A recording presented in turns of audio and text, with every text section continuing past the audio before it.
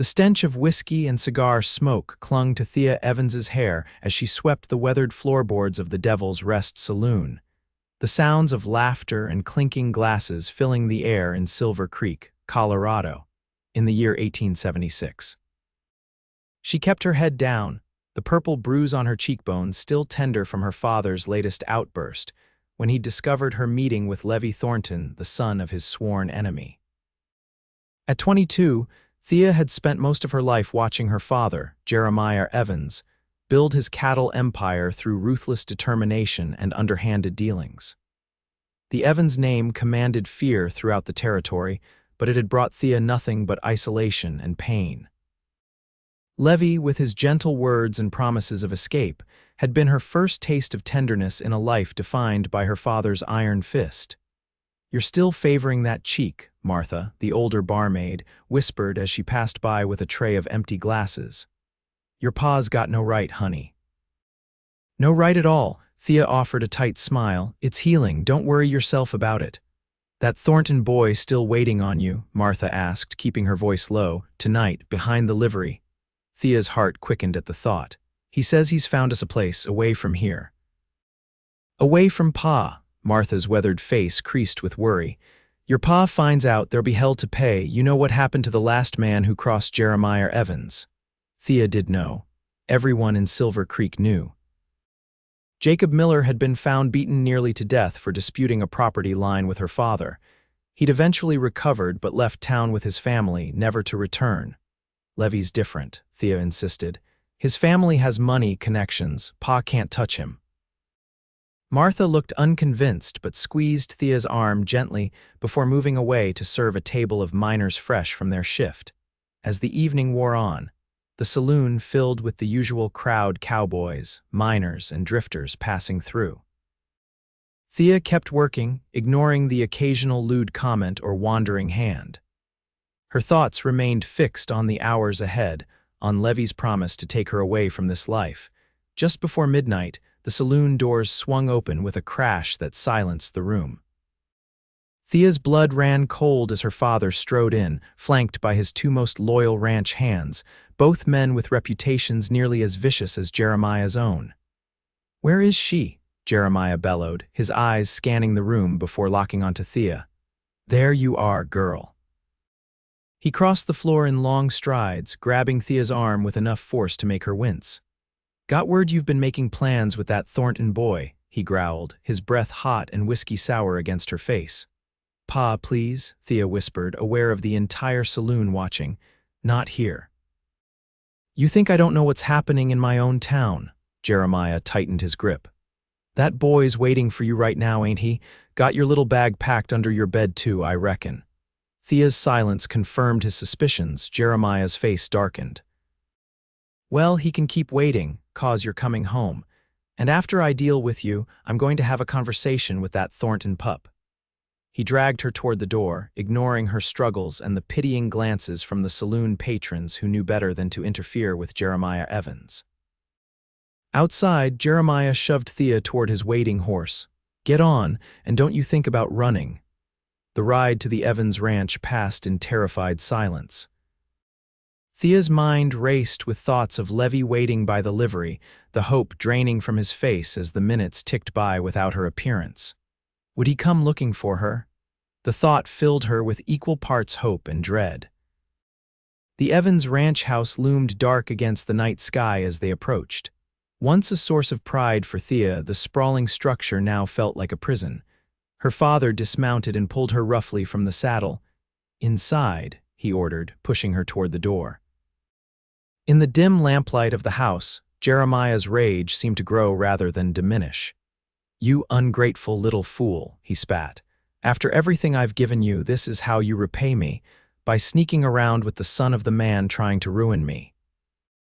"Levi isn't his father," Thea protested, finding her courage. "And you've given me nothing but fear and loneliness." The back of Jeremiah's hand connected with her face before she could react, sending her stumbling against the wall. Pain exploded across her cheek as she tasted blood. "You think the Thorntons care about you?" Jeremiah loomed over her.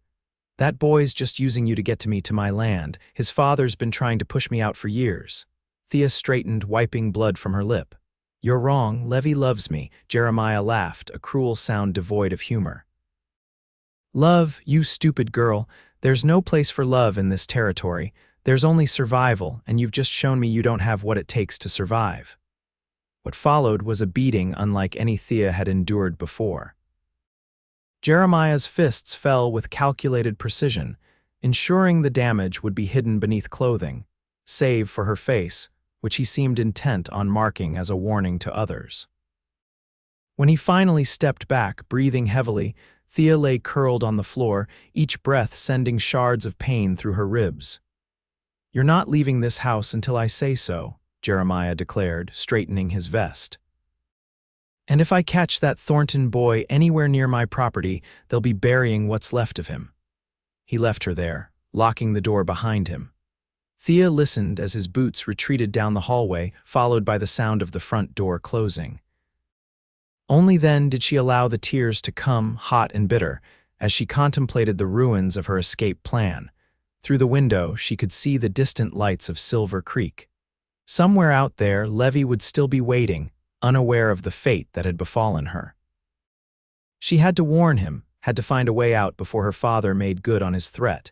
With painful determination, Thea dragged herself to her feet. Her father might control the ranch, might even control the town, but she refused to let him control her future any longer. Gritting her teeth against the pain, she began to formulate a new plan, one that would require more courage than she'd ever needed before. Dawn broke over the eastern ridges, as Thea finished securing a makeshift rope of bedsheets to the sturdy leg of her bed. Her body protested every movement, but the night had hardened her resolve. The window of her second-story bedroom overlooked a section of the ranch away from the bunkhouse where her father's men slept. If she could make it down and reach the stables unseen, she might have a chance. Her father had taken her boots, but she'd wrapped cloth around her feet for protection. The small bundle containing her few treasured possessions, her mother's locket, a worn copy of Pride and Prejudice, and the little money she'd managed to save was tied securely around her waist. Thea eased the window open, wincing as it creaked. She paused, listening for any sign that the sound had been noticed, but the house remained silent. Her father had likely retired to his study with a bottle of whiskey, as was his custom after one of his rages. The descent was agonizing. Each movement sent fresh pain through her bruised body, and the makeshift rope threatened to give way with every shift of her weight. By the time her feet touched the ground, Thea's hands were raw and bleeding from the rough fabric, but she had made it. Staying close to the shadows, she made her way toward the stables. The ranch was beginning to stir. A light in the cookhouse indicated that breakfast preparations were underway, and she could hear movement from the bunkhouse. She had minutes at most before her absence was discovered. Inside the stable, Thea moved quickly to her mare's stall. Willow nickered softly in recognition, and Thea pressed a finger to her lips in a futile gesture for silence as she hurriedly prepared the horse. Her fingers fumbled with the unfamiliar task. She'd always had stable hands to saddle her horse, but desperation lent her speed. Just as she led Willow from the stable, a shout went up from the main house. Her escape had been discovered. Without hesitation, Thea mounted awkwardly and urged the mare into a gallop, heading not for the main road but for the less traveled path through the western hills. She knew this land better than her father's men. It was her only advantage. The sound of pursuit faded as Thea navigated the rocky terrain that few riders dared to traverse. By mid-morning, she had reached a small stream where she allowed Willow to rest and drink while she assessed her situation. Her face in the water's reflection was barely recognizable, one eye swollen nearly shut, her lips split, dark bruises forming patterns across her cheekbones. Her ribs protested with each breath, and she suspected at least one might be cracked. She couldn't go into town like this. Her father's influence extended too far, and in her condition, she'd be noticed immediately, but she needed to find Levy to warn him of her father's threats. The Thornton Ranch lay to the south, at least a day's ride. With her father's men likely watching all the main routes, reaching it would be nearly impossible. As Thea contemplated her limited options, the The sound of an approaching rider sent her scrambling for cover among the dense undergrowth along the stream bank. She held her breath as the hoofbeats grew closer, then slowed. "Hello," a male voice called out. "I mean no harm, I saw the horse." Thea remained hidden, heart pounding. The voice wasn't familiar, not one of her father's men, at least. "I'm a stranger to these parts," the voice continued. "Just passing through. Your horse looks tired. Thought maybe the rider needed help." Something in the easy, honest tone made Thea risk a peek through the foliage. A man sat astride a sturdy buckskin, his face shadowed by a wide-brimmed hat.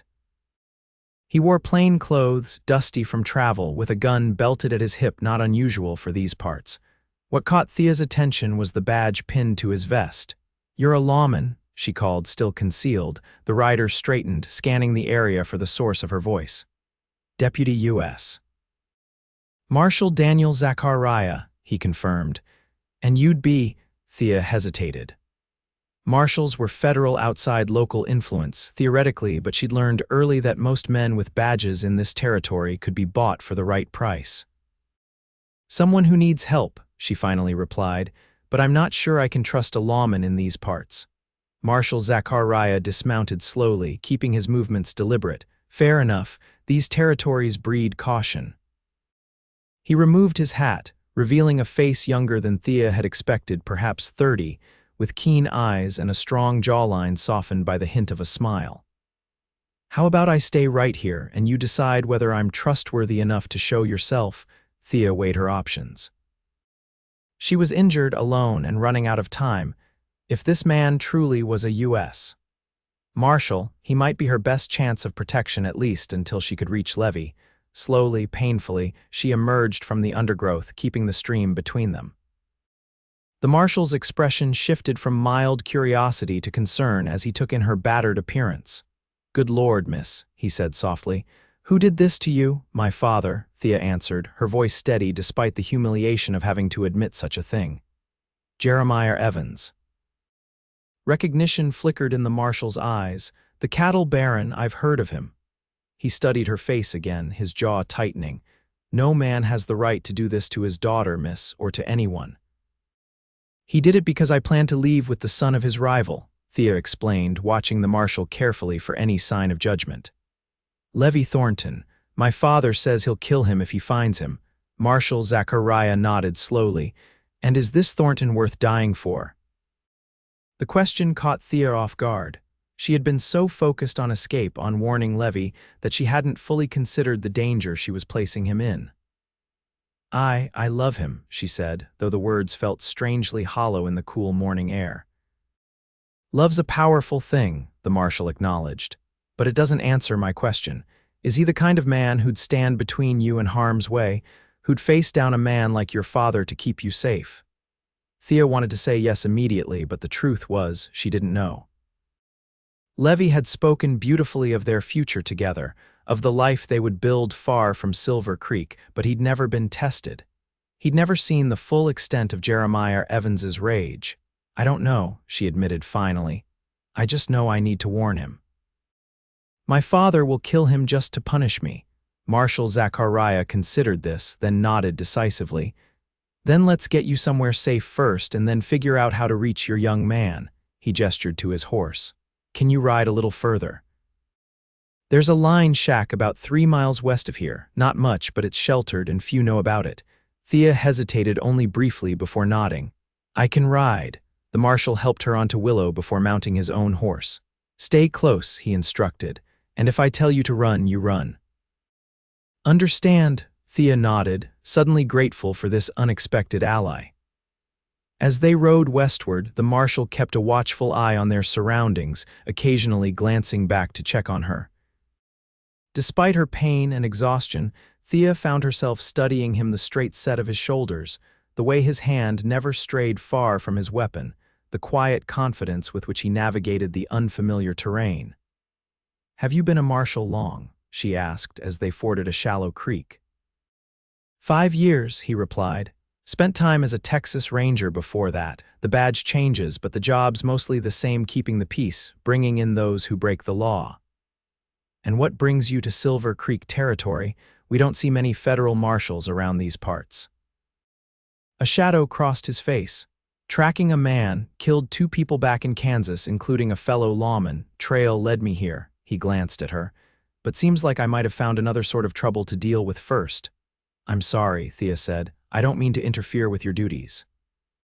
Marshal Zachariah shook his head. Protecting the innocent is my duty, miss. Always has been. The lined shack appeared ahead, a simple structure nestled against a rocky outcropping.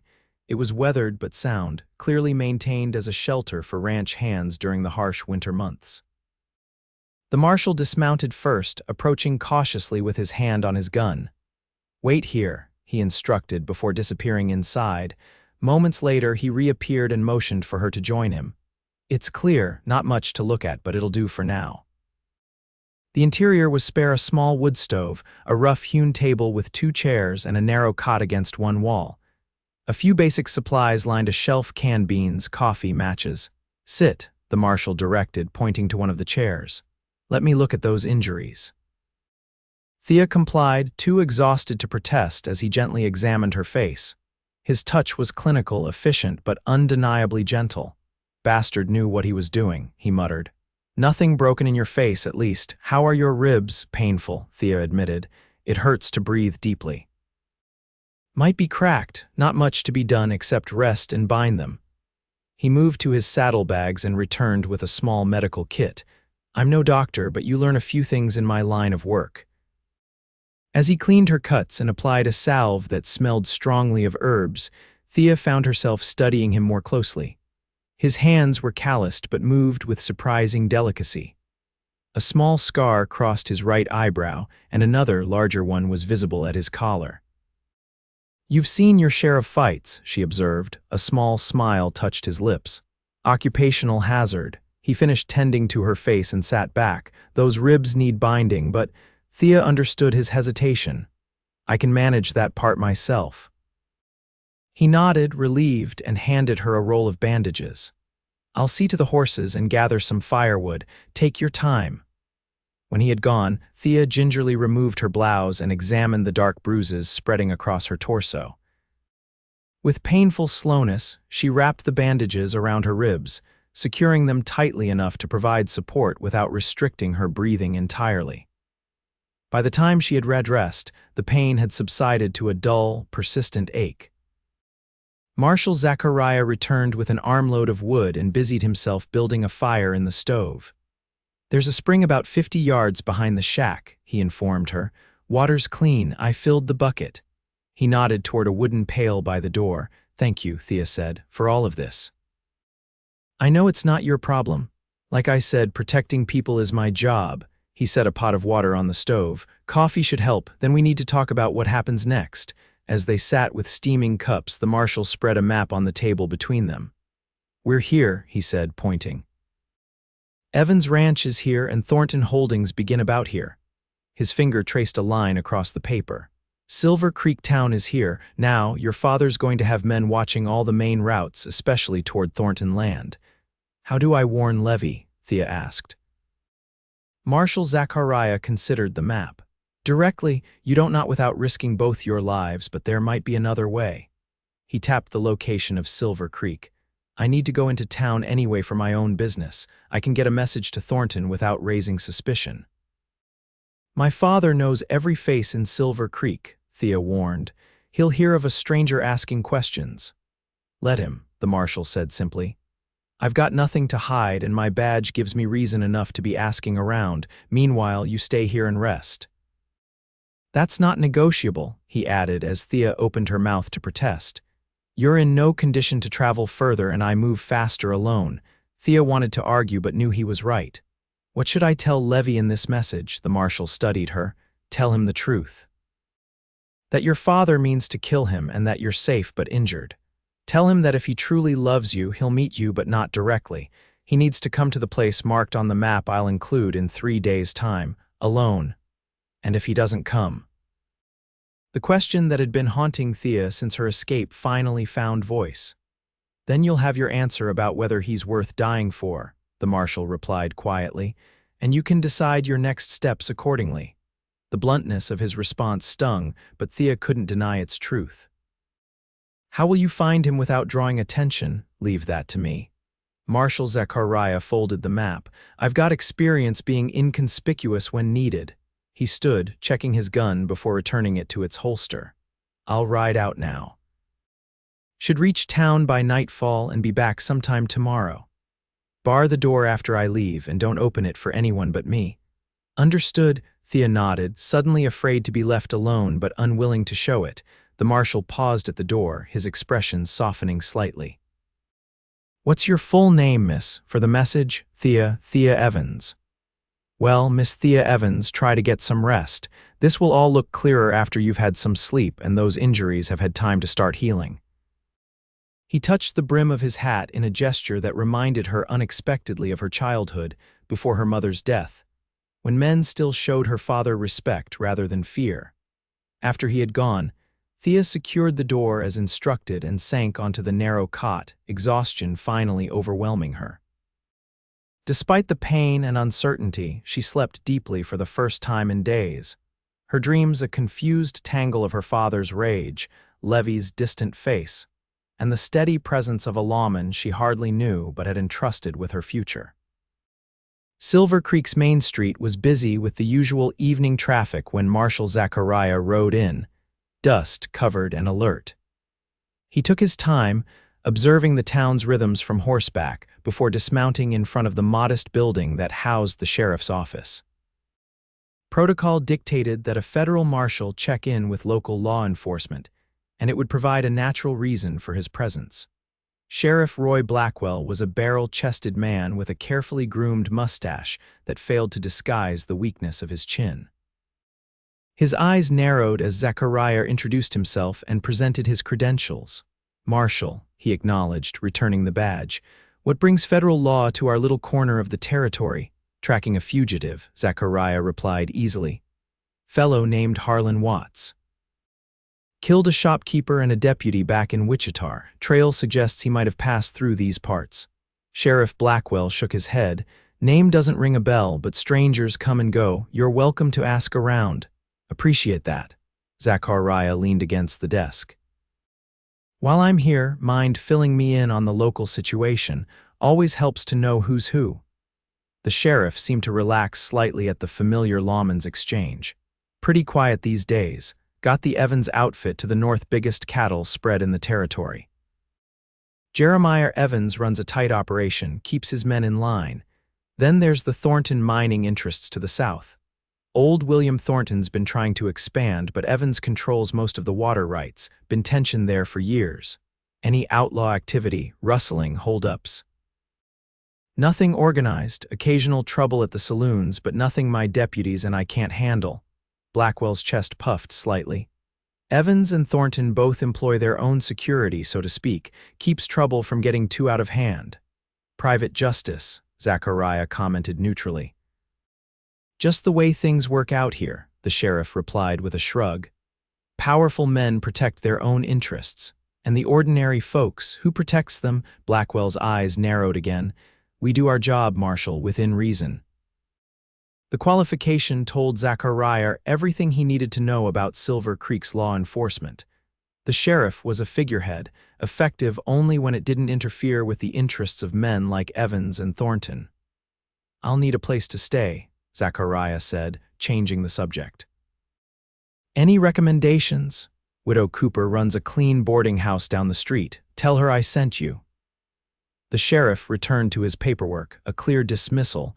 Zachariah nodded his thanks and headed out, taking his time walking his horse down the main street. He noted the saloon, the Devil's Rest, where Thea had worked, and the various businesses that made up the small but prosperous town. His practiced eye also picked out the watcher's men lounging with too much purpose outside the saloon, a rider passing slowly through town for the third time since his arrival.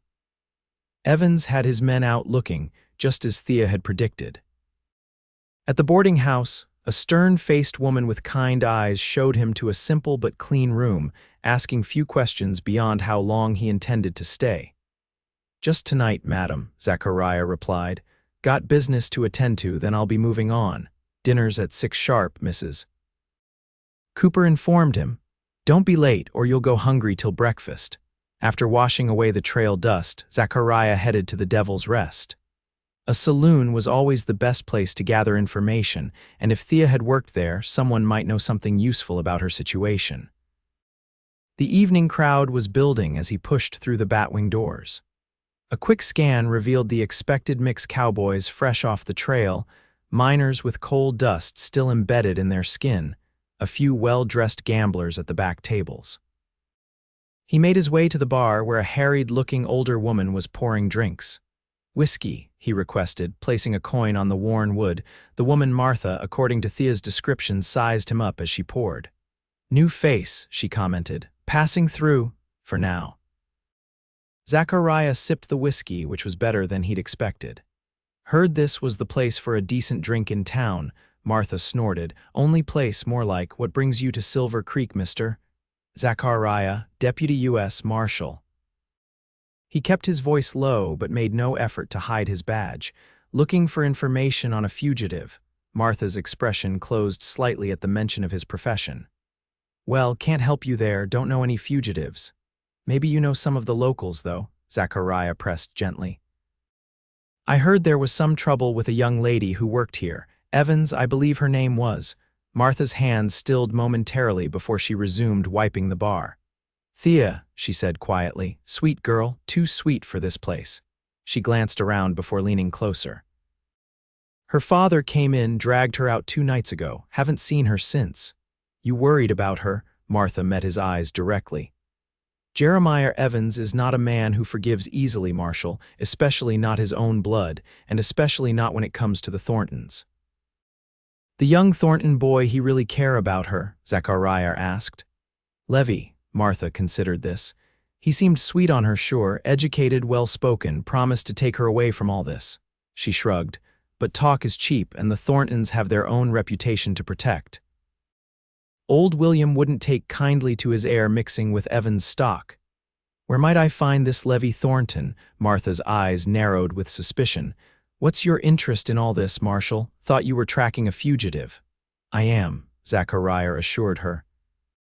"But I don't like hearing about young women being dragged out of establishments against their will, either. Call it a professional curiosity." Martha studied him for a long moment before seemingly coming to a decision. "Thornton's usually at the Western Union office around noon. Sends telegrams to mining contacts back east. If you're planning to approach him, though, be careful. Evans has men watching him. Appreciate the information." Zachariah finished his whiskey and set the glass down. "One more question. Know anyone heading toward the Thornton property in the next day or so? Someone who might carry a message?" "Might do," Martha allowed cautiously. "The supply wagon makes its run tomorrow morning. Driver's named Hank, not the brightest, but honest enough for a coin or two." Zachariah slid a silver dollar across the bar. "For the information and the whiskey." Martha pocketed the coin smoothly. "Word of advice, Marshal, whatever you're really doing here, tread careful. Evans and Thornton both cast long shadows in these parts. And neither much cares for federal interference." "Noted," Zachariah replied with a slight smile, "but I cast a pretty long shadow myself when needed." He spent the next hour circulating through the saloon, nursing a second whiskey and listening more than talking. The patrons were typical frontier stock, guarded with strangers, but loose-lipped after a few drinks. He gathered bits of information about both the Evans and Thornton operations, confirming what he already suspected. Silver Creek was a town divided between two powerful forces, with ordinary citizens caught in the middle. The next morning found him waiting outside the livery as Hank loaded the supply wagon for the Thornton ranch. The driver was indeed a simple man, but his eyes lit up at the sight of the silver dollars Zachariah offered for a simple task: deliver a sealed note to Levy Thornton personally, and to no one else. "Can you do that, Hank? Make sure it goes directly to the young Mr. Thornton's hands." Hank nodded eagerly, pocketing the coins. "Yes, sir, Marshal. Write to Mr. Levy himself, no one else." "Good man."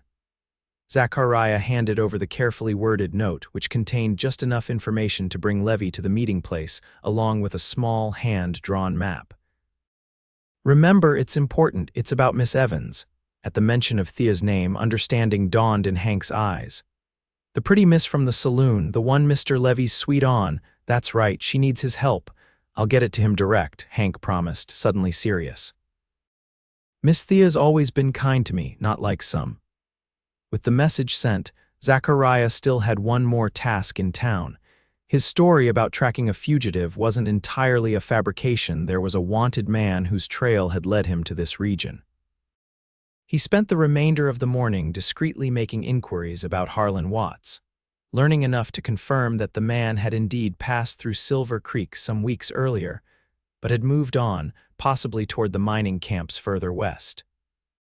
By early afternoon, he had completed his business in town and was ready to return to the line shack. As he prepared his horse outside the livery, he became aware of being watched.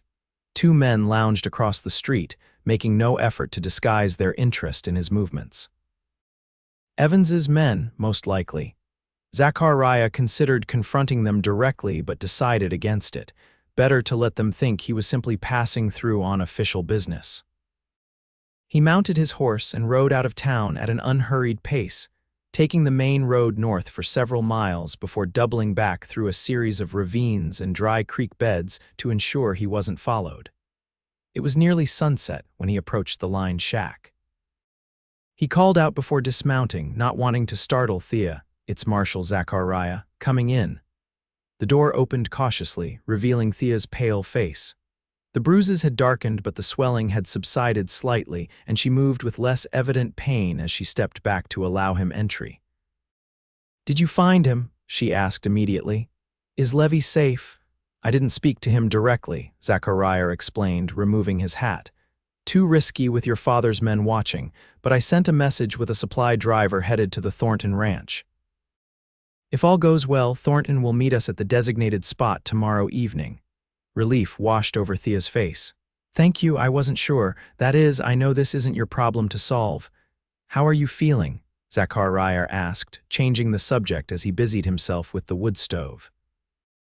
"Better, still sore, but I can breathe without wanting to scream now," she attempted a smile. "I found some canned peaches on the shelf, not much of a dinner, but it's something." "I brought supplies," Zachariah said, retrieving packages from his saddlebag. "Bread, cheese, dried beef, and coffee." He placed the items on the small table. "Real food will help you heal faster." As they shared the simple meal, Zachariah filled Thea in on what he'd learned in town, her father's men searching for her, the divided loyalties of the townsfolk, the careful neutrality of the sheriff. "Sheriff Blackwell has always been in my father's pocket," Thea confirmed. "He looks the other way when Pa's men rough someone up, and in return, Pa makes sure his coffers stay full. And the Thorntons, they operate the same way," Thea hesitated. "Old man Thornton is different. Ruthless in business, but he doesn't rule through fear the way my father does. Levy says his father believes in progress, in building something that lasts." "And Levy, what does he believe in?" The question seemed to catch Thea off guard. He wants to get away from all this. "He talks about San Francisco, about starting fresh where no one knows our families." "Sounds like a fine dream," Zachariah commented neutrally, watching her face. "But dreams and reality don't always align so neatly." Thea's eyes flashed with sudden defensiveness. "You don't know him." "Levy is kind, educated. He reads poetry. He really sees me not just as Jeremiah Evans's daughter." "I'm sure he does," Zachariah agreed. "I meant no offense. It's just that running away rarely solves the underlying problems. Your father's reach is long, and hate like his doesn't fade with distance." "Then what would you suggest?" Thea challenged. "That I go back, accept whatever punishment he decides to inflict, and live out my days as his obedient daughter." "No," Zachariah said firmly. "No one deserves what he did to you. I'm just saying that whatever path you choose needs to be one you can walk with your eyes open to the realities ahead." They fell into silence, the air between them charged with unspoken thoughts. Finally, Thea sighed. "I'm sorry. You've been nothing but kind, and I'm snapping at you like an injured wolf." She pushed a strand of hair behind her ear, wincing slightly as her fingers brushed a bruise. "The truth is, I'm scared, not just of my father, but of everything." I've never been on my own, never had to make decisions like this. Fear's nothing to be ashamed of, Zachariah said quietly. It keeps us alive, it's letting fear make our choices for us that gets dangerous. Thea studied him curiously. You don't seem afraid of much, Marshal. A small smile touched his lips. I've just had more practice hiding it, is all. He gathered their empty plates. You should rest. Tomorrow will be a long day. As he washed the dishes in a bucket of water, Zachariah found himself reflecting on Thea Evans. Behind the bruises and fear, he glimpsed a strength she herself might not yet recognize, a resilience forged in the crucible of her father's cruelty. Whatever happened with young Thornton tomorrow, he suspected Thea would find her way. The thought brought an unexpected warmth, along with a troubling awareness that his interest in her well-being was beginning to extend beyond professional duty. Dangerous territory, that. He had a job to do, a fugitive to track, and Thea Evans had her own path to follow, one that, if all went according to plan, would lead her away from this territory altogether. Still, as he spread his bedroll on the floor, giving Thea privacy on the cot, Zachariah couldn't quite suppress the hope that Levi Thornton would prove worthy of the faith she'd placed in him. Morning brought a gentle rain, the steady patter on the lined shack's roof creating a cocoon of isolation that made the outside world seem distant and unreal. Thea sat by the window, watching droplets race down the cloudy glass while Marshal Zachariah cleaned his Colt revolver with methodical precision. "Will the rain affect our meeting with Levi?" she asked, breaking the comfortable silence that had settled between them. "Might make the trails muddy, slow us down some," he replied without looking up from his task.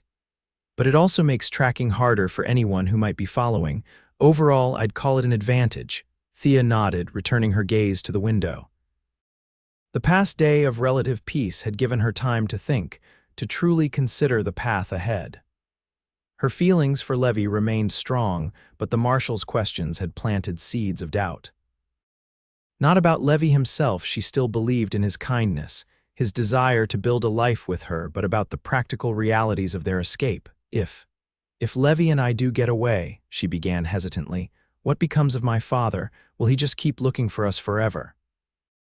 Zachariah reassembled his weapon with practiced efficiency before answering. "Men like your father don't usually let go of what they consider theirs, but they also don't live forever." He holstered the gun and looked up at her. "The question is whether you're willing to spend your life looking over your shoulder until that day comes." "There must be another way," Thea insisted. "Some way to make him understand, or at least to make him stop." "The law could intervene," Zachariah suggested carefully. "What he did to you is criminal assault. Even a man as powerful as Jeremiah Evans isn't above federal law." Thea's laugh held no humor. "You saw Sheriff Blackwell. You think he'd arrest my father, or that any jury in this county would convict him?" "Not local law," Zachariah clarified. "Federal. I could file a report, begin an investigation. It wouldn't be quick, but it would put pressure on him, limit his movement." Thea considered this, weighing the possibility against what she knew of her father's influence. "He has friends in the territorial government. Businessmen in Denver who owe him favors." "No doubt," Zachariah acknowledged, "but federal reach extends further than your father's, I promise you that." He leaned forward, elbows on his knees. "There's something else to consider, Thea. You may not be his only victim." The implication hung in the air between them. Thea thought of the ranch hands who disappeared after crossing her father, the neighboring homesteaders driven off their land, the quiet fear that blanketed Silver Creek whenever Jeremiah Evans rode through. "You think filing a report would stop him?" she asked, doubtful. "Not immediately, but it would be a start, a record, evidence." Zachariah's eyes held hers. "Sometimes standing up to men like your father inspires others to do the same. Courage tends to spread once someone shows it's possible." The idea that her actions might help others who suffered under her father's iron rule was compelling. For so long, Thea had focused solely on escape, on her own salvation. The possibility that she might contribute to something larger hadn't occurred to her. "I'll think about it," she promised. "After we meet Levi, after we decide what to do next." Zachariah nodded, accepting her answer without pushing further. He rose and checked the provisions he'd packed for their journey. We should leave within the hour if we want to reach the meeting point by sunset. How are your ribs feeling? Better, Thea said. I can ride. Good. The meeting place is about 10 miles from here in a sheltered valley near the edge of Thornton Land, far enough from main routes that we shouldn't encounter trouble, but easy enough for Thornton to find with the map I sent. As they prepared to depart, Thea found herself studying the Marshal when he wasn't looking the economical grace of his movements, the watchful alertness that never seemed to leave him even in apparent repose. In just 2 days, his steady presence had become a comfort she hadn't known she needed. The rain had eased to a gentle mist by the time they set out, the landscape transformed into muted shades of green and gray. They rode in companionable silence, Zachariah occasionally pointing out landmarks or signs of wildlife. Despite the circumstances, Thea found herself enjoying the journey, the simple freedom of movement after years of constraint. Have you always been a lawman? She asked as they picked their way along a rocky ridge. Zachariah considered the question. Not always. Grew up on a small ranch in West Texas. My father believed in hard work and straight dealing, taught me to ride, shoot, and never take more than my fair share. A shadow crossed his face. He was killed when I was 16, rustlers. I'm sorry, Thea said softly. It was a long time ago. Zachariah's tone made it clear the wound had healed, though the scar remained. After that, I drifted for a while, worked cattle drives, did some scouting for the army, eventually met a ranger captain who saw something in me worth shaping, been upholding the law in one form or another ever since. And you find it fulfilling, bringing order to such a lawless place? A small smile touched his lips. Most days, it's not always about big victories, catching the notorious outlaw, saving the town. More often it's the small things that matter, helping folks who can't help themselves. Standing between the powerful and the vulnerable, he glanced at her. Some days that's enough. They continued on, crossing a shallow stream where their horses paused to drink. As they climbed the far bank, Zachariah suddenly raised his hand in a signal to stop. His posture had changed, tension replacing the relaxed alertness of moments before. What is it? Thea whispered. Riders, he replied quietly, nodding toward the horizon where 3 distant figures moved against the skyline. Could be nothing, could be trouble. Thea felt fear rise in her throat. My father's men, can't tell from here, but we're not taking chances. Zachariah scanned the terrain before pointing to a dense copse of trees to their left. Head for that cover, stay low in the saddle. They urged their horses into a controlled trot, avoiding sudden movements that might draw attention. The trees offered good concealment, a tangled growth of pine and aspen thick enough to hide them while providing multiple escape routes if needed. Zachariah dismounted swiftly, helping Thea down before securing both horses. Stay here, he instructed. I'm going to move up to that rise and get a better look. Thea watched anxiously as he made his way through the undergrowth with the silent efficiency of a man accustomed to moving unseen. Minutes passed with excruciating slowness before he returned, his expression grim. Evans' men, he confirmed. Recognized 2 of them from town. They're moving west, might be headed for the meeting point. Cold dread washed through Thea. How could they know? Zachariah's face was troubled. Either someone talked or they're just covering all possible routes out of the territory. Either way, we need to change our plan. But Levy, he'll be waiting for me, if he shows, Zachariah reminded her, and if he does, he'll be riding into a trap. We need to intercept him before he reaches the meeting point. The implications hit Thea like a physical blow. You think someone betrayed us, that Levy might be in danger because of me. I think we need to move quickly and carefully, Zachariah replied, neither confirming nor dismissing her fears. The original meeting place is here. He pulled out his map, pointing to a marked location. Based on where those riders are headed, we need to intercept Thornton somewhere around here, assuming he's coming from the south as expected. Thea studied the map, trying to focus through her growing panic. There's an old trapper's cabin in this area, she said, pointing to a spot near a bend in the creek. Levi and we met there once, he would know it. Zachariah nodded. Good, that's our new rendezvous point, but we need to move fast and stay out of sight. He folded the map and looked at her seriously. This just got more dangerous, Thea. If you want to find a safe place to wait while I handle this— No, she interrupted firmly. I'm coming with you. Levi needs to hear from me, not just a stranger with a badge. Appreciation flickered in Zachariah's eyes. All right then. Stay close, move quiet, and if I tell you to run, you run. No questions. They set off again, keeping to lower ground where the trees and brush offered concealment. Zachariah led them on a circuitous route that added miles to their journey, but kept them well away from the rider's path. The rain had stopped entirely, leaving behind a heavy mist that clung to the valleys and obscured distant views, a mixed blessing that limited visibility for both pursuer and pursued. It was mid-afternoon when they finally approached the trapper's cabin. Zachariah insisted on scouting the area thoroughly before allowing Thea to approach, circling the small clearing where the dilapidated structure stood abandoned.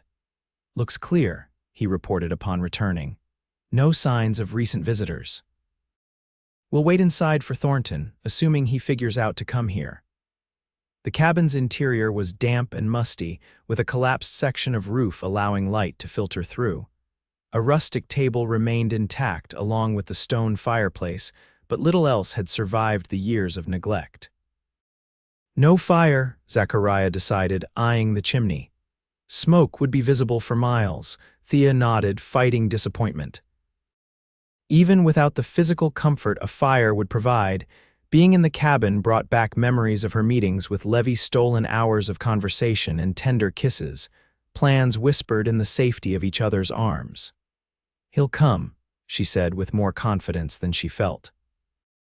He knows this place means something to us. Zachariah said nothing, taking up position by a window where he could observe the approach to the cabin while remaining hidden from view. Thea paced restlessly, painfully aware of how much depended on Levi's arrival and on what he would say when he learned of their changed circumstances. As the hours passed with no sign of riders, Thea's hope began to fade. The light was waning, shadows lengthening across the clearing outside. Maybe he didn't get the message, she suggested, or maybe he couldn't get away without raising suspicion. Maybe, Zachariah agreed neutrally. Or maybe my father's men intercepted him, Thea continued, giving voice to her growing fear. What if he's hurt or don't borrow trouble? Zachariah interrupted gently. The simplest explanation is usually right. He got delayed or he's being cautious in his approach. Another hour passed in tense silence. Twilight was settling over the landscape when Zachariah suddenly stiffened, his attention fixed on something outside. Rider coming, he said quietly. Just one moving slow. Thea's heart leaped. Levi, can't tell yet, stay back from the windows. The minutes stretched unbearably until Zachariah finally relaxed slightly. It's him, matches your description, young, well-dressed, riding a blood bay. Relief flooded through Thea. Let me go out to him. Zachariah hesitated, then nodded. Stay in the doorway where I can cover you until we're sure he's alone. Thea moved to the cabin's entrance as Levi Thornton rode into the clearing. Even in the fading light, she could see his face transform with recognition and relief as he spotted her. Thea, he called, urging his horse forward. Thank God, Levi, she responded, stepping fully into view despite Zachariah's warning. Levi dismounted quickly and rushed toward her, stopping short when he saw her face. My God, Thea, what did he do to you? It looks worse than it is, she assured him, suddenly self-conscious about her appearance. I'm healing. Levi reached out tentatively, his fingers hovering near the bruise on her cheek without quite touching it. I'll kill him for this, he whispered, a hardness in his voice Thea had never heard before. I swear I will. That's not why I sent for you, Thea said quickly. My father's looking for both of us. His men are searching all the routes out of the territory. We need to leave tonight. Levi's expression changed, a flicker of something hesitation. Fear, crossing his features before determination, replaced it. Of course, we'll leave immediately. I have horses waiting with supplies about 2 miles south of here. We can be at the railroad by morning, and then he broke off as Zachariah emerged from the cabin, hand resting casually near his holstered weapon. "Who the hell is this?" Levy demanded, instinctively moving in front of Thea, Deputy U.S. Marshal Daniel Zachariah, the lawman introduced himself calmly. "I've been helping Miss Evans stay ahead of her father's search parties." Levy relaxed slightly at the mention of Zachariah's position but remained wary. "A federal marshal, how did you get involved in this?" "Found Miss Evans injured and fleeing for her life," Zachariah replied simply. "Seemed like a situation that warranted intervention." Levy turned back to Thea, confusion evident in his face. "You trust him?" "With my life," Thea confirmed without hesitation. "He's the reason I'm alive, Levy. And the reason we have a chance to get away." The young man studied Zachariah for a long moment before extending his hand. "Then I owe you my gratitude, Marshal, more than I can express." Zachariah accepted the handshake with a nod. "Your gratitude isn't necessary. Miss Evans's safety is what matters now." He glanced out the window at the darkening sky. "We should move. Your backup plan with the horses sounds solid, but we need to be careful. Evans has men in the area." Levy's face paled slightly. "How many?" "At least 3 that I spotted," Zachariah replied. "Possibly more by now." "We can handle this," Levy insisted, though Thea noted a tremor in his voice. "I've planned for contingencies. The horses are hidden well, with supplies enough for several days. Once we reach the railroad at Junction City, we'll be beyond Jeremiah's reach." As they prepared to leave, Thea observed the contrast between the two men, Levy's youthful eagerness and barely contained anxiety versus Zachariah's calm, measured preparation. The marshal checked his weapons, instructed them on the route they would take, and assigned positions that would offer maximum protection for their small party. "Thornton, you ride ahead with Miss Evans," he directed. "I'll bring up the rear, keep watch for pursuit. If we get separated, continue south to your backup horses, then east to Junction City. I'll find you." Levy nodded, clearly relieved to have the marshal's experience guiding them. Outside, he helped Thea mount her horse, his hands lingering on her waist longer than necessary. "I was so afraid," he whispered. "When you didn't come that night and then rumors started about your father's rage, I thought I'd lost you." "I'm here now," Thea assured him, though she couldn't help noticing that despite his professed fear for her safety, Levy had made no attempt to find her at the Evans ranch. She pushed the thought away, focusing instead on the journey ahead. They set out in single file, moving cautiously through the gathering darkness. The mist had thickened again, reducing visibility but providing welcome cover. For nearly an hour they rode in tense silence, Levy leading the way with occasional whispered consultations about the route. They had just crested a small rise when Zachariah signaled for a halt, raising his hand in warning. Ahead, barely visible through the mist and darkness, firelight glowed a camp of some kind blocking their path. "Evans' men," Thea whispered. "Likely," Zachariah replied quietly, dismounting to study the situation. "They've set up at the narrowest point of the pass. Smart, we'll have to go around." "There's no around," Levy protested. "Not without adding hours to our journey and missing the early train." Zachariah considered this. "How important is that particular train?" "It's the only one for 3 days that doesn't stop in Silver Creek," Levy explained. "If we miss it, we're stuck waiting in Junction City where your father's influence still reaches," he added to Thea. Zachariah nodded, coming to a decision. "Then we create a diversion. I'll circle wide and draw their attention. When they move to investigate, you two continue south, fast and quiet." "That's too dangerous," Thea objected. "What if they catch you?" A faint smile touched Zachariah's lips. "They won't. And even if they did, I'm a federal marshal on official business. Interfering with me would be a serious offense, even for Jeremiah Evans." Levy laid a hand on Thea's arm. "He's right, Thea, it's our best chance." To Zachariah, he added, "How will you find us afterward?" "Junction City Station." "I'll meet you there before the train departs." Zachariah checked his watch in the dim light. "That gives me about 6 hours, plenty of time." Despite her misgivings, Thea recognized the logic of the plan. "Be careful," she urged as Zachariah prepared to leave. Always am, he replied with a confidence that somehow eased her worry. Wait for my signal, you'll know it when you hear it. Then ride hard for your backup horses, Thornton. With a final nod, Zachariah disappeared into the darkness, moving with the silent efficiency that still amazed Thea. Left alone with Levy, she felt a strange mixture of emotions: joy at their reunion, fear for what lay ahead, and an unexpected hollow feeling as she watched the Marshal go. He's a good man, Levy observed quietly. Unusual in these parts. Yes, Thea agreed. He reminded me that there are still people who do what's right simply because it's right. Levy's face tightened slightly. I would have come for you at your father's ranch if I could have, Thea. You know that, but it would have been suicide for both of us. I know, she said automatically, though part of her wondered if Zachariah would have made the same calculation. They waited in tense silence, minutes stretching endlessly until a sudden commotion erupted from the direction of the camp shouts, followed by what sounded like gunfire. That's our signal, Levy whispered urgently. Come on, they spurred their horses forward, taking advantage of the chaos ahead. Through the mist, Thea glimpsed men running, heard confused shouting about an intruder, but couldn't see Zachariah anywhere.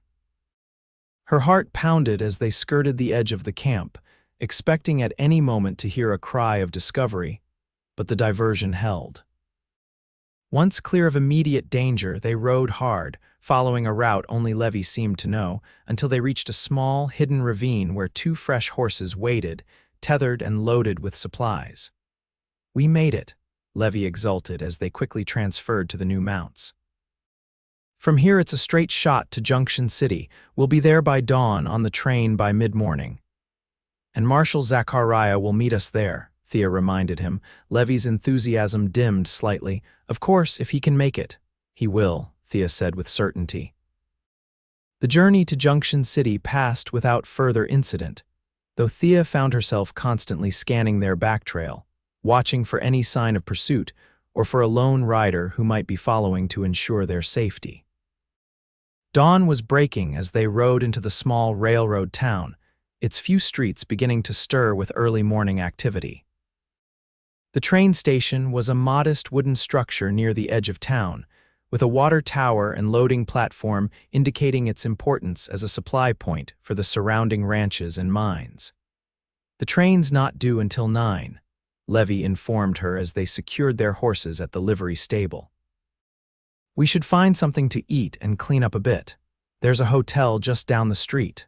Thea agreed, suddenly aware of how disheveled she must appear after days on the run. At the hotel, a disinterested clerk provided them with a room, just one. Thea noted with a mixture of anticipation and uncertainty and directions to the dining room where breakfast would be served. I'll wait here for the Marshal, Thea decided after washing her face and hands. You go ahead and secure our tickets, Levy hesitated. Are you sure we could wait together? I need to thank him properly, Thea explained, for everything he's done, and I'd like a moment to do that alone. Understanding dawned in Levy's eyes, along with something that might have been relief. Of course, I'll take care of the tickets and bring you something to eat. He kissed her gently, mindful of her bruises. Everything's going to be all right now, Thea. We're almost free. After he had gone, Thea sat on the small hotel bed, trying to sort through her tumultuous feelings. She was grateful for Levy's arrival, for the future he offered away from her father's cruelty. Yet something had changed in the days since her escape, or perhaps the change had been within her all along, only now becoming clear. Hours passed with no sign of Marshal Zachariah. As the departure time grew closer, Thea's anxiety increased. Had something gone wrong? Had her father's men captured him after all? The train's arriving, Levy announced, returning to the room with barely contained excitement. Still no sign of your Marshal friend, Thea shook her head, torn between her promise to board the train and her growing fear for Zachariah's safety. We can't wait much longer, Levy pressed gently.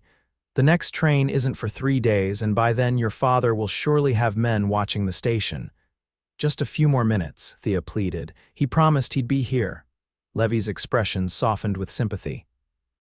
I know you feel you owe him, Thea, so do I, but we have to think of our future now. The distant whistle of the approaching train punctuated his words. Thea moved to the window, scanning the street below for any sign of the marshal. Instead, her blood froze at the sight of three familiar riders entering the town, her father's men, led by his foreman, a brutal man named Carson. "They're here," she gasped, backing away from the window. "My father's men, they've found us." Levy rushed to look, his face paling. "We need to go, now." "The train's almost here." "But the marshal has either been delayed or caught," Levy finished firmly. "Either way, we can't help him by getting captured ourselves. Come on." Heart racing, Thea allowed Levy to lead her down the back stairs of the hotel and through an alley toward the station.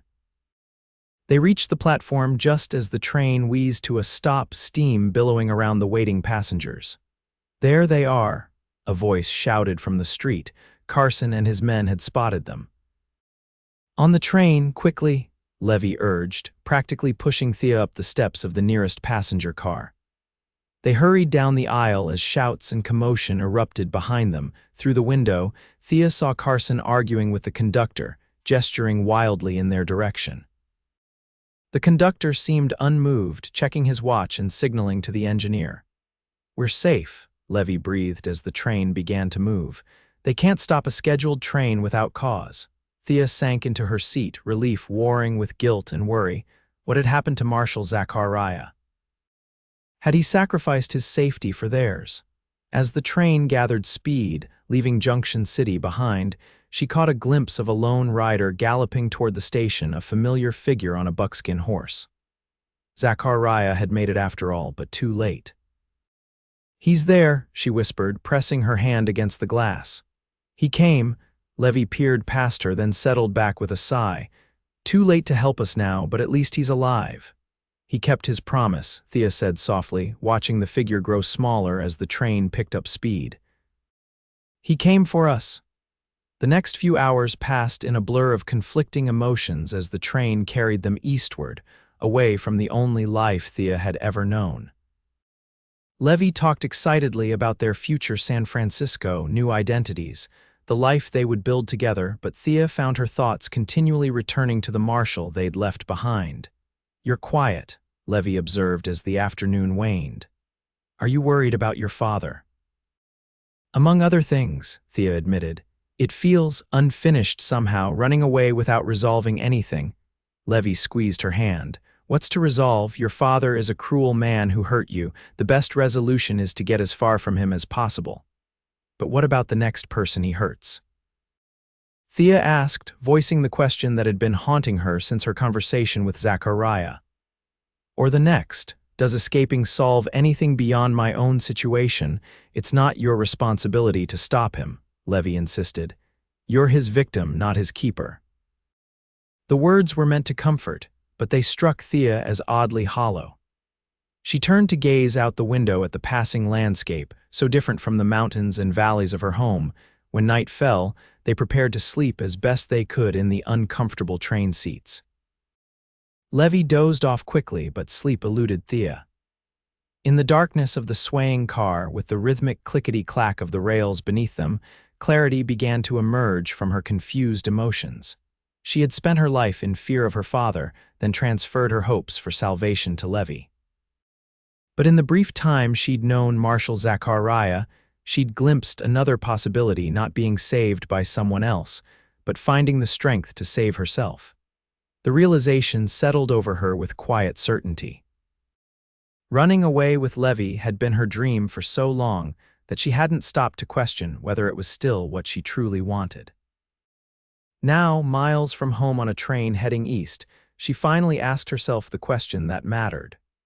Was she choosing Levy because she loved him, or because he represented escape by dawn? As the train approached a junction where they would change to another line, Thea had made her decision.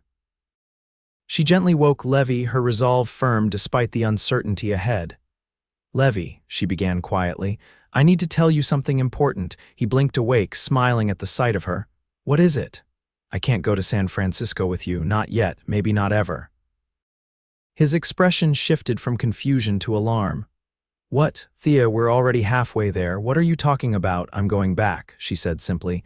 "Not to my father, but to face what happened, to make sure he can't do to others what he did to me." That's insane, Levy protested. He'll kill you or worse. Not if I have the law on my side, Thea countered. Marshal Zachariah said he could file federal charges, create a record, begin an investigation. Levy ran a hand through his hair in frustration. And you believe him, that a piece of paper will stop Jeremiah Evans?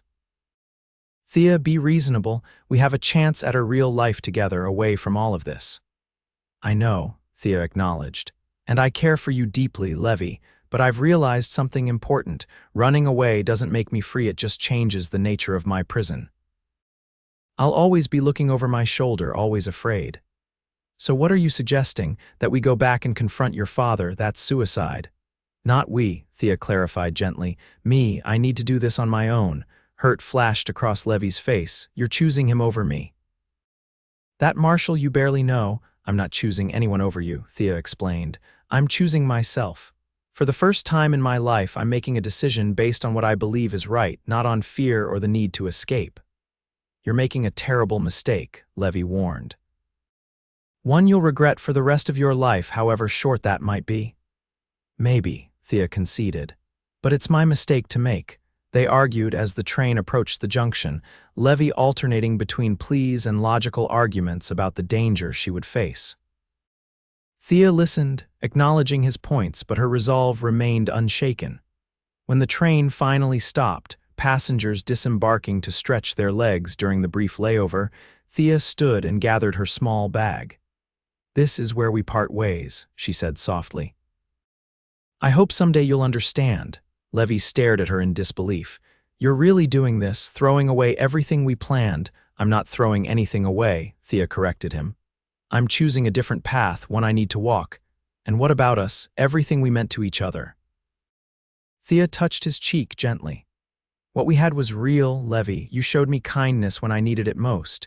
You helped me believe in the possibility of a better life. I'll always be grateful for that. Gratitude, Levy echoed bitterly. Not love. I thought they were the same, Thea admitted. I was wrong. With a final goodbye, she stepped off the train, ignoring Levy's last desperate plea to reconsider.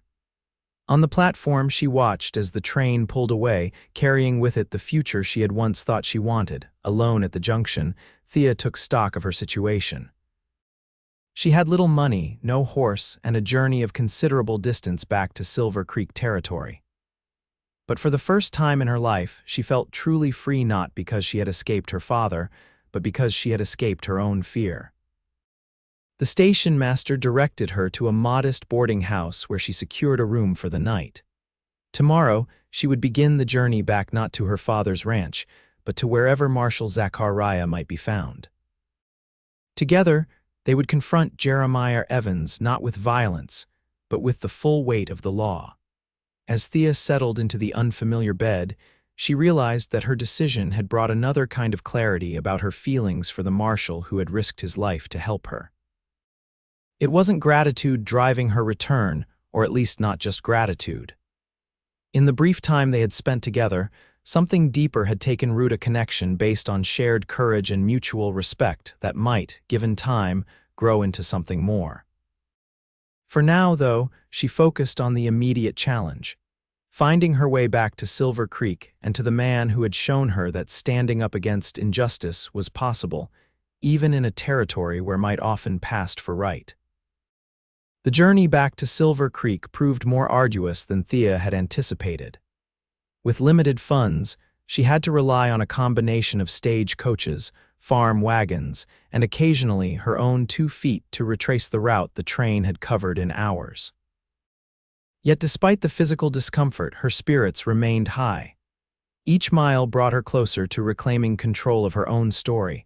Almost a week had passed by the time she arrived in Junction City, dusty and weary but determined. Her first stop was the sheriff's office, where she hoped to learn something of Marshal Zachariah's whereabouts. The local sheriff, a grizzled man named Harker, eyed her bruised face with professional concern. U.S. Marshal, you say? Yeah, Zachariah was through here about 4 days back. Asked some questions about a fugitive named Watts, then headed west towards Silver Creek. Thea's heart leaped at the confirmation that Zachariah had continued his original mission. Did he say anything else? About the Evans Ranch, perhaps. Sheriff Harker studied her more carefully. You'd be the Evans girl, I reckon, the one who ran off. Thea lifted her chin, refusing to be intimidated. I'm Thea Evans, yes, and I didn't run off, I escaped after my father beat me nearly to death. The blunt statement caused the sheriff to wince slightly.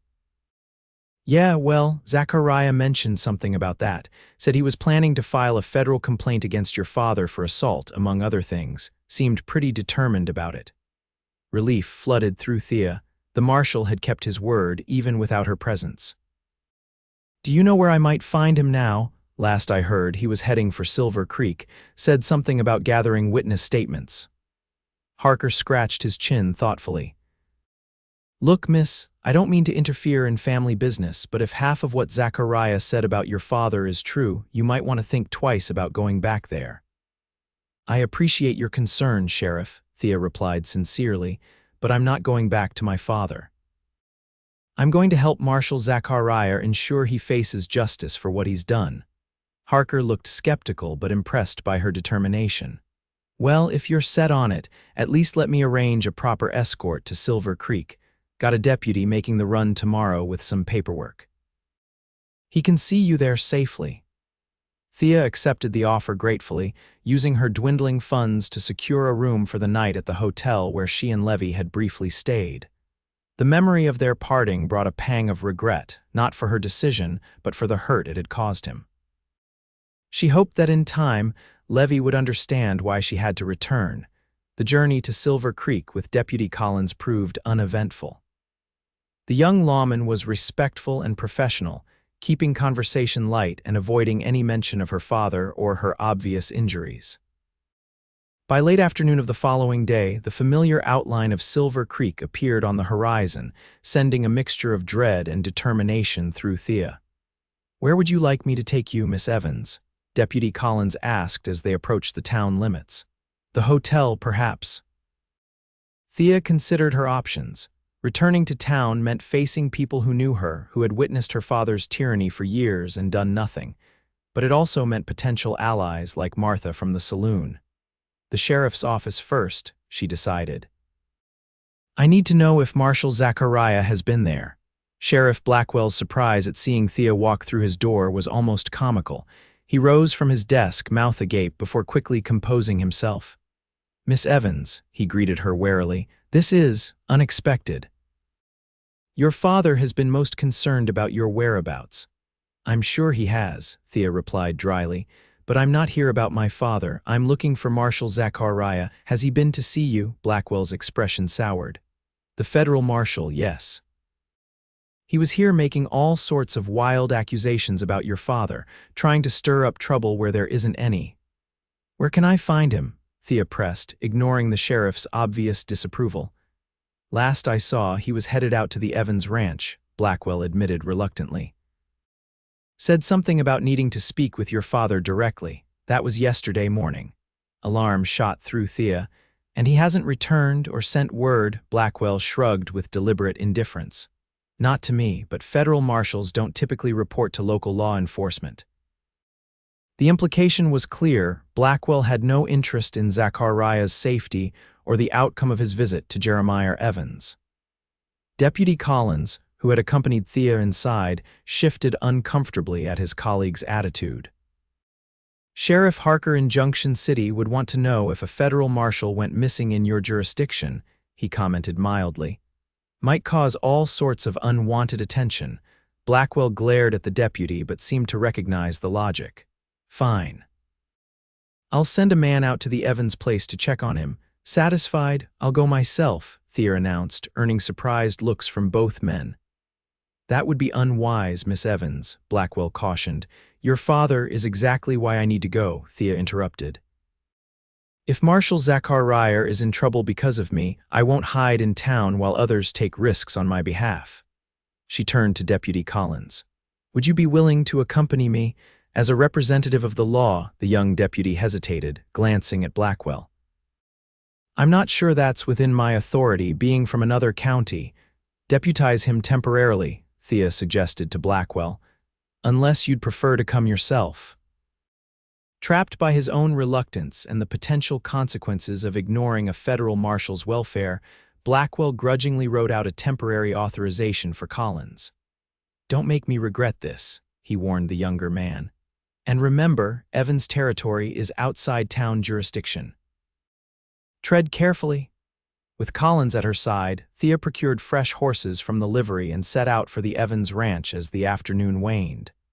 The familiar landscape stirred mixed emotions. This was the only home she had ever known, yet it had become a prison and then a place of terror. "Are you sure about this, Miss Evans?" Collins asked as they rode. "Your father sounds like a dangerous man." "He is," Thea confirmed, "but he's also a calculating one. He won't harm a deputy in front of witnesses. It would draw too much attention, and he won't expect me to return voluntarily." "That should give us an advantage, however brief." They rode in silence for a time, the landscape growing more familiar with each passing mile. Finally, the Evans ranch house came into view, its imposing facade a stark reminder of her father's power and pride. As they approached, Thea noted with relief that Zachariah's buckskin was tethered outside, alongside several other horses. The marshal was still here then.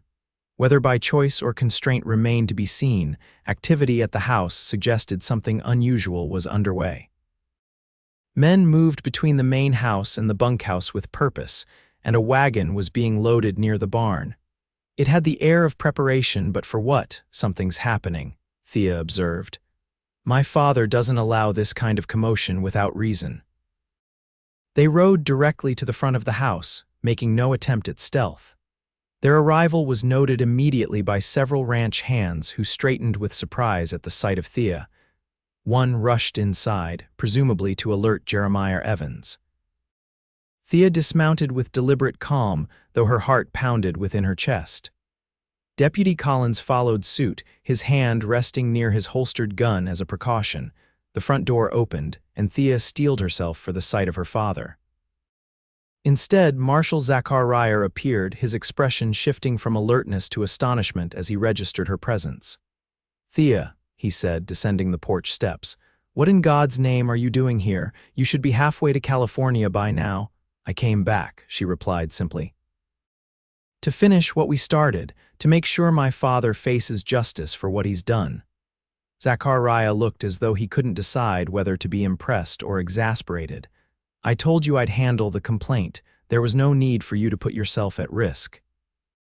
"There was every need," Thea countered. "This is my fight as much as anyone's." She glanced past him to the house. "Where is he, my father?" A shadow crossed Zachariah's face. "Inside, but Thea, there's something you should know before you see him." Before he could continue, Jeremiah Evans appeared in the doorway, leaning heavily on a cane. The sight of him shocked Thea. In just over a week, her father seemed to have aged years. His face was haggard, his powerful frame diminished somehow. "Thea," he said, his voice lacking its usual thunderous quality, "you came back." Thea moved instinctively closer to Zachariah, drawing strength from his presence. "Not for you," she clarified, "for justice." Jeremiah nodded slowly, as if this made perfect sense. The marshal explained as much. "Said you might be filing charges against me, federal charges." "That's right," Thea confirmed, surprised by her father's subdued reaction. "Won't be necessary now," Jeremiah stated matter-of-factly. "Doctor was here yesterday, says I've got a growth in my belly, spreading fast. Few months at most, he figures." The revelation stunned Thea into silence. This man, who had loomed so large in her life, so seemingly invincible, was being consumed from within. "That doesn't excuse what you did," she finally managed, fighting the conflicting emotions his announcement had triggered. "No, it doesn't," Jeremiah agreed, surprising her further. "Nothing excuses it. The marshal here made that clear enough." He gestured to Zachariah with something resembling respect. "Sat right there in my study and told me exactly what kind of man I've become. Nobody's spoken to me that way in 20 years. Zachariah remained silent, allowing the exchange between father and daughter to unfold naturally. "I've been making arrangements," Jeremiah continued, "setting things in order while I still can. The ranch, the cattle, the holdings in town, it all comes to you, Thea. Always was going to, but now there's paperwork to make it official. No contesting it after I'm gone. I don't want your empire, Thea responded, her voice steadier than she felt. Not if it was built on fear and cruelty. Jeremiah's laugh turned into a cough that seemed to pain him. Built it the only way I knew how, he admitted when he'd recovered. Hard country requires hard men. Or so I believed. He looked at her directly for the first time. Marshal says you're stronger than I ever was, says it takes more courage to stand against wrongdoing than to be the one doing wrong. Thea glanced at Zachariah, who met her gaze with quiet affirmation. I didn't come for your approval, Thea said to her father, or your inheritance. I came because what you did to me, what you've done to others deserves to be answered for, in a court of law, not by divine judgment.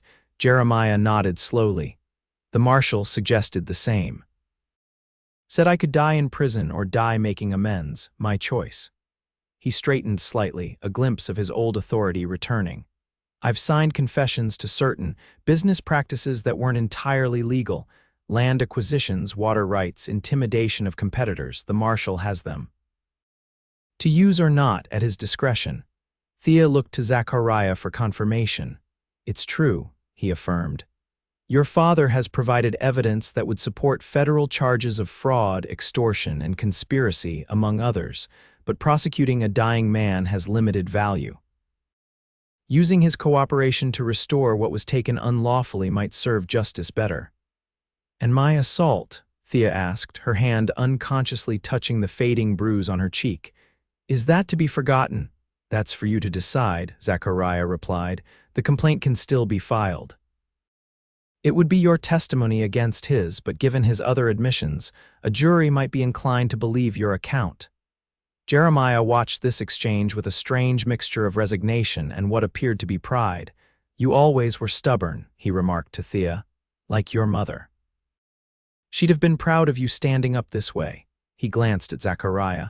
The marshal tells me you ran from that Thornton boy. That true? Thea nodded, surprised by the mention of Levy. I realized running away wouldn't solve anything, and she hesitated, searching for the right words. I realized he wasn't the one I wanted to build a future with. She chose to come back and face what happened, Zachariah explained, a note of admiration in his voice. To ensure it doesn't happen to others takes a special kind of courage. She chose right after all then, Jeremiah said softly, almost to himself. Not the wrong man like I thought. The words hung in the air, heavy with meaning. Thea felt Zachariah shift beside her, a slight tensing of his posture that suggested the comment had affected him as well. I'd like some time alone with my father, Thea decided, surprising herself. If that's all right, Zachariah nodded. Of course, Deputy Collins and I will wait outside. To Jeremiah, he added, remember our agreement, you'll have your chance to make things right. After they had gone, Thea and her father moved inside to his study, the room where he had conducted business and administered his harsh version of discipline for as long as she could remember. Now, as they sat across from each other, the power dynamic had shifted irrevocably. I don't expect your forgiveness, Jeremiah began, his voice lacking its usual commanding tone. Don't deserve it, but I want you to know that I've understood something these past days that escaped me for most of my life. And what's that? Thea asked, guarded but curious. That strength isn't about how much fear you can instill in others. It's about what you choose to build, what you leave behind. He gestured to the window, beyond which lay the vast Evans holdings. I built all this through fear and force. It made me powerful, but not respected, not loved. His gaze returned to Thea. You have a chance to do better, to transform what I built into something worthwhile. Thea considered his words carefully. I don't know if I want that responsibility. Don't have to decide now, Jeremiah acknowledged. Property will be held in trust until you choose. But consider this, the people who work this land, who depend on it for their living, they deserve better than what I gave them. You could provide that. The conversation continued as afternoon faded into evening, not an easy reconciliation, but a beginning of understanding. Jeremiah spoke more openly than he ever had in Thea's memory, sharing stories of his early struggles, of the love he'd felt for her mother, of the grief that had hardened into cruelty after her death. By the time they emerged, stars were appearing in the clear night sky. Zachariah and Deputy Collins had made themselves comfortable on the porch, exchanging stories of their respective territories while keeping a watchful eye on the surrounding area. "You all right?" Zachariah asked quietly as Thea joined them. She nodded, emotional exhaustion evident in her face but a new resolution in her eyes. "I think so. We've come to an understanding of sorts. He'll make formal restitution to those he's wronged where possible. In return, I've agreed not to pursue charges for the assault." Zachariah studied her carefully. "You're sure about that? It's your decision, but I want you to be certain it's what you want, not what seems easiest." "I'm sure," Thea confirmed. "Justice can take different forms." Making him live his final months confronting the consequences of his actions seems more fitting than a trial he might not live to see completed. "And what about you?" Zachariah asked. "What comes next for Thea Evans?" It was the question she had been pondering throughout her journey back to Silver Creek. Now, looking at the man who had helped her find her courage, the answer seemed clearer than ever. "First, I need to understand what my father is leaving behind, not just property but responsibilities, people who depend on the Evans holdings for their livelihood. I won't abandon them to uncertainty." She took a breath, gathering her resolve. "After that, I'm not sure. But I know I want to build something better than what came before, something based on respect rather than fear." Zachariah smiled, a warm expression that reached his eyes. "Sounds like a worthy ambition, the kind that might benefit from some help if you're inclined to accept it." "Are you offering, Marshal?" Thea asked, her heart quickening at the implication. "I might be," he acknowledged. "My assignment tracking Watts is nearly complete, caught up with him at a mining camp west of here yesterday. Once I deliver him to Denver, my immediate duties are fulfilled." He hesitated, choosing his words carefully. "I've been considering a change. The frontier's changing too, needs different kinds of lawmen now, those who build community rather than just chase outlaws." "Silver Creek could use that kind of lawman," Thea observed. "Someone outside my father's influence, someone people could trust." "It's a possibility," Zachariah agreed, "especially if there was a reason to stay, someone worth staying for." The months that followed brought significant changes to Silver Creek and to Thea's life. True to his word, Jeremiah Evans spent his remaining time making what amends he could, returning illegally acquired land, compensating those he had wronged, using his considerable influence to right past injustices rather than create new ones. Thea moved into town, taking rooms above the Mercantile while she learned the extent of her inheritance and the responsibilities it entailed. She discovered an aptitude for business that surprised her, and a compassion for the working people of the territory that earned her respect far beyond what fear had gained her father. Marshal Zachariah, after delivering his prisoner to Denver, returned to Silver Creek with a new commission establishing a permanent federal presence in the growing territory. His office, modest but official, became a place where ordinary citizens could seek justice without fear of retribution from powerful interests. Their professional relationship gradually evolved into something deeper, built on mutual respect and shared values. Zachariah's steadfast support as Thea navigated her new role created a foundation of trust, unlike anything she had experienced before. Jeremiah Evans lived just long enough to see the beginnings of transformation in the community he had ruled through intimidation. In his final days, attended by Thea with a compassion he knew he hadn't earned, he acknowledged that her choice to return, to face the past rather than flee from it, had shown a courage he had never possessed. "You were right about her," he told Zachariah during one of his increasingly lucid moments. "Stronger than I ever was, and you were right about that Thornton boy too, not the man for her." "She figured that out on her own," Zachariah replied. "I just helped her find safe harbor while she did." After Jeremiah's death, Silver Creek began to flourish under new leadership. The Evans-Zachariah partnership, professional at first, then personal as their feelings deepened, brought stability and fairness to a region long accustomed to the rule of the strongest. When Daniel Zachariah proposed marriage the following spring, as wildflowers carpeted the hills around Silver Creek, Thea's acceptance came with the certainty of a woman who knew precisely what and whom she wanted. "You realize people will talk," she teased as they rode together along the creek that had given the town its name. "The marshal and the cattle baron's daughter." "Let them," Daniel replied with the easy confidence she had come to cherish. "They've been talking since I brought you back that first day, battered but unbowed."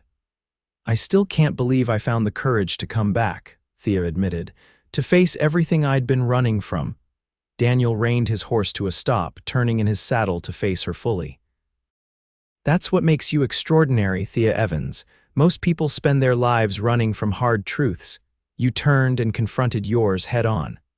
"I had help," she reminded him, her eyes warm with affection. "A certain stubborn lawman who believed in justice above all else." "Justice is important," Daniel acknowledged, reaching across to take her hand. "But it's not what made me stay. It's not what makes me want to build a life here with you." "What is then?" Thea asked, though she already knew the answer. "Love," he said simply. "The kind that starts with respect and grows stronger with each challenge overcome together. The kind worth fighting for." Their wedding that summer brought together the entire community, ranch hands and miners, merchants and travelers, all witnesses to a union that symbolized the new direction of Silver Creek.